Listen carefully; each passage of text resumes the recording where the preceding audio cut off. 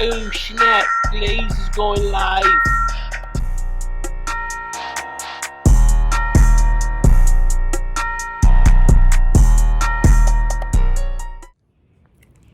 Hey, good day, good day, good day, good day, good day, good day. Thanks for joining me. Just in case you're joining me for the very first time, I'm your host, the one they call Brian Glaze Gibbs. This is my story, this is my ministry. What I do is I talk about the good, I talk about the bad, I talk about the ugly. I share my life experience and hoping that a younger kid is out there listening to the words that are coming out of my mouth and taking heed. Because once again, I was once the problem. Now I'm trying to become part of the solution. And you know what? I joined forces with Bully Buster. Shout out to Keith. You know what I'm saying? Shout out to Y Poet, ICU Studio, LV Culture. Because once again, they are the solution. If they're not the solution, then they're the problem. And you know what? They got this bully program. How do we stop these kids from getting bullied and being bullied? And even right now, I keep saying to myself that I know that I was being bullied into becoming who I became. I was bullied into becoming Brian Glaze Gibbs because I got tired of somebody trying to take advantage of me or want to beat me up or I didn't want to go for that no more. So what happened is, if you can't beat them, you join them. And that's sad. And what I'm trying to say, folks, we got to get away from that. Even by me becoming that person, I developed a hell of a reputation. Everything that used to go on in that geographical area that I used to be around, from Brooklyn to Queens, guess what?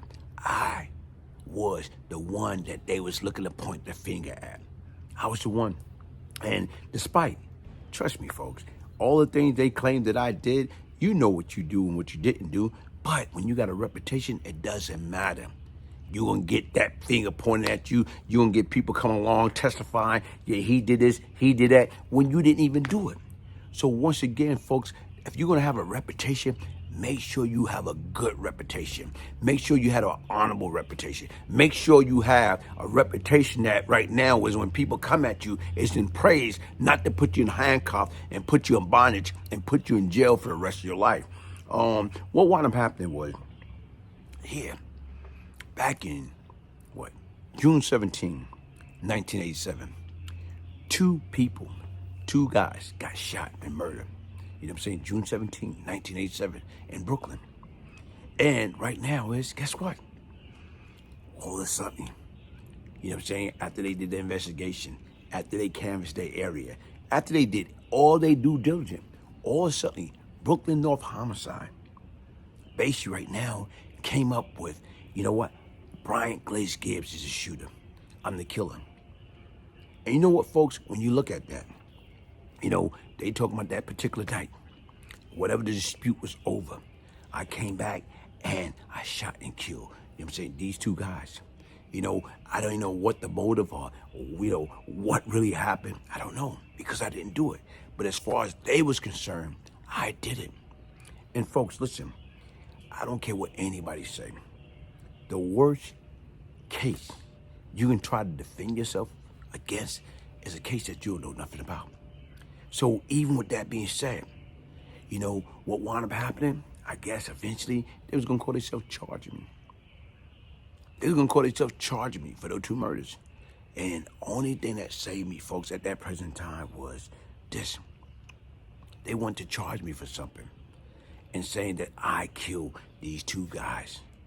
And only thing that saved me, I was already in jail. I was already incarcerated. I was already incarcerated fighting another murder. But yet and still, they got me.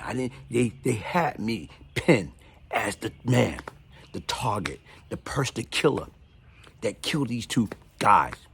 That's what happened. And the difference, what saved me was how? How can I kill those two guys?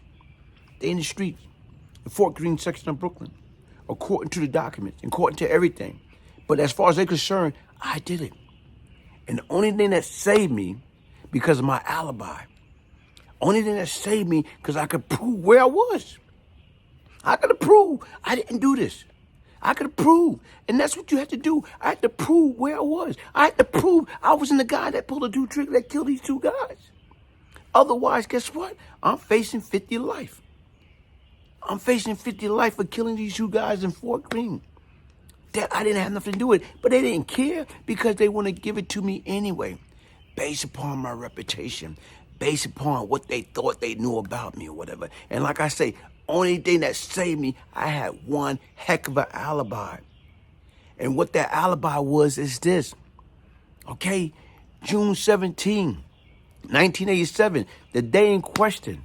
Y'all saying I pulled the trigger and I was right now the gunman. I killed these two people. Guess what? I was in jail.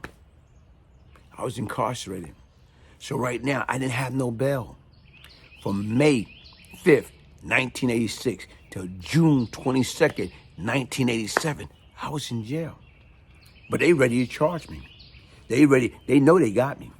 They got people saying it was me. But only thing that saved me, I was already in jail. And they could prove it. That I turned myself in to this Detective Richard Brew of the 75th Precinct. I turned myself in on May 5th, 1986. When did I get acquitted? I didn't get acquitted till June 22nd, 1987. So on June 17, when these two guys were shot down and killed, guess what? It couldn't have been Brian Glaze Gibbs. You know, regardless of what your eyewitness say, it couldn't have been him. Because right now, he was in jail.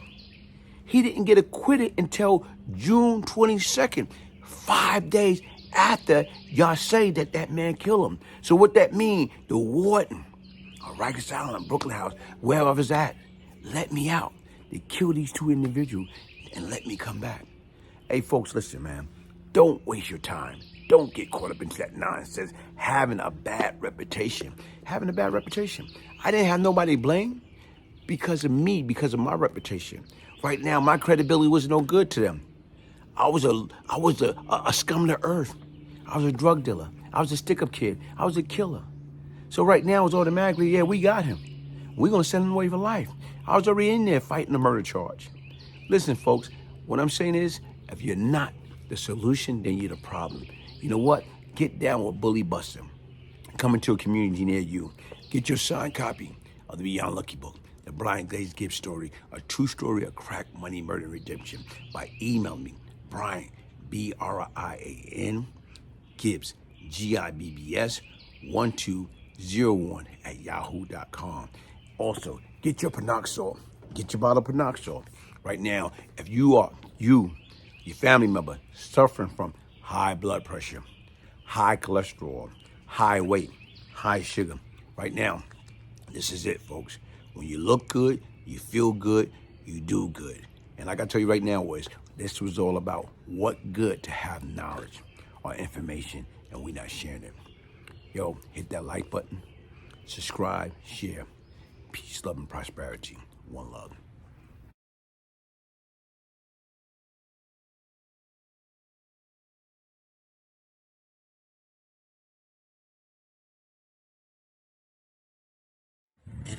What up, y'all? This is me, North Star, aka the Codest, and I just want to share with you this new supplement I've been taking. It's Panoxol. It's good for your heart health, which means your heart is pumping.